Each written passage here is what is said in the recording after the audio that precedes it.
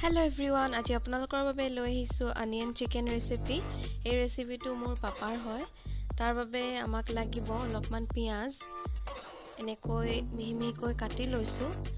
তাৰে আধা মাংসখিনি দি মেৰিনেট কৰি লৈছো আৰু লগতে লাগিব আদা, নহৰু, লং, জিৰা আৰু জালুক। এইখিনি এটা পেষ্ট বনাই লম। এনেদৰে এটা পেষ্ট বনাই ললো। অলপমান পানী দি মছলাখিনি পিছি ললো।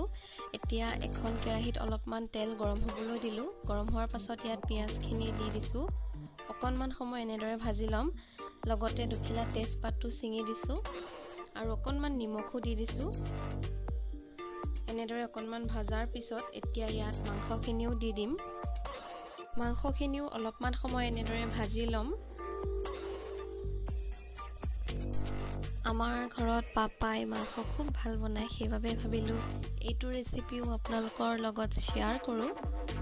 আশা কৰোঁ ৰেচিপিটো চাই আপোনালোকে ভাল পাব। আৰু এইখিনি অলপমান ভজা হৈ গ'ল। এতিয়া ইয়াত সোৱাদ অনুসৰি নিমখ আৰু লগতে অলপমান হালধিও দিম। এতিয়া 1 চামুচ হালধি দিছোঁ, লগতে অলপমান নিমখো দিছোঁ। নিমখ কমকৈ দিছোঁ, যিহেতু প্ৰথমতে অলপমান দিয়া আছিল, সেইবাবে কমকৈ দিলোঁ। এতিয়া আকৌ অকণমান সময় লৰাই ইয়াত পিচি থোৱা মছলাখিনি দি দিম। মছলাখিনি দিয়াৰ পাছত আকৌ অকণমান সময় এনেদৰে ভাজি থাকিম।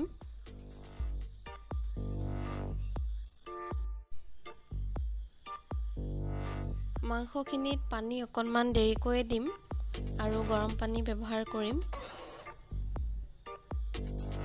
এতিয়া অলপমান সময় ঢাকি ৰাখিছোঁ।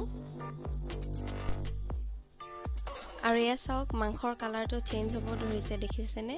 সঁচাকৈ বৰ ধুনীয়া কালাৰ এটা হৈছে। মাংসৰ লগে লগে পিঁয়াজৰ কালাৰো চেঞ্জ হৈছে। আৰু এতিয়া ইয়াত গৰম পানী দিম। মই মছলা পিচি ৰখা বাতিটোতে পানী লৈ অলপমান পানী দি দিছোঁ। জলকীয়া একেবাৰে দিয়া নাই, যিহেতু জালুক সৰহকৈ দিছোঁ, সেইবাবে জলকীয়া দিয়া নাই, অকল জালুকেৰে ৰন্ধা হৈছে। আৰু এতিয়া আকৌ ঢাকি দিছোঁ, লাহে লাহে উতলিব এইখিনি। এয়া চাওক, লাহে লাহে উতল আহিলেই পানীখিনি আৰু অলপ শুকুৱাম।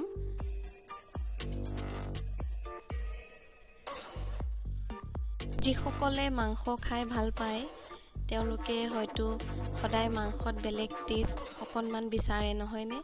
অকল সদায় আলু আৰু মাংস খায়ো আমনি লাগে।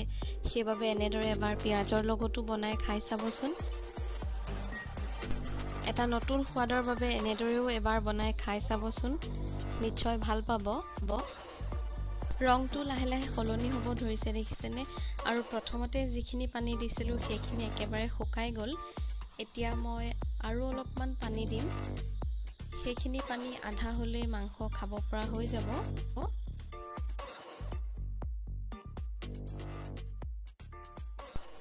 এতিয়া আৰু অলপমান পানী দিলোঁ। পানী দিয়াৰ পাছত এইখিনি উতলিবলৈ দিম।